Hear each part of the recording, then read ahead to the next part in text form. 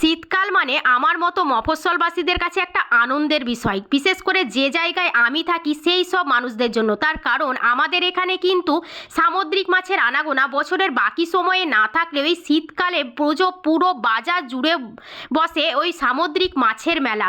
কোন মাছের কথা বলছি চলো একবার বলে দিই। যেমন ধরো তোমার টুনা ফিশ, ফ্যাসা মাছ, খয়রা, কোকিলা খয়রা, আর তোমার রয়েছে খোকা ইলিশ। এই মাছগুলোর মধ্যে তোমরা কোন কোন মাছ পছন্দ করো আমাকে অবশ্যই জানিও।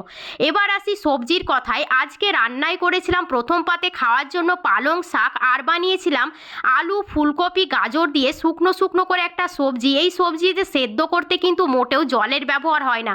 আর ছিল ডাল দিয়ে লাউ, অর্থাৎ লাউ ডাল বানিয়েছিলাম। আর ওই টুনা ফিশ দিয়ে বানিয়েছিলাম লাল লাল ঝাল ঝাল করে টুনা ফিশের ঝাল। এই মাছটাই কিন্তু কাঁটা হয় না, খুব সামান্যই কাঁটা থাকে, আর পুরোটা জুড়ে মাছ। ভীষণ স্বাদের হয়। কে কে খেয়েছো জানিও আমাকে।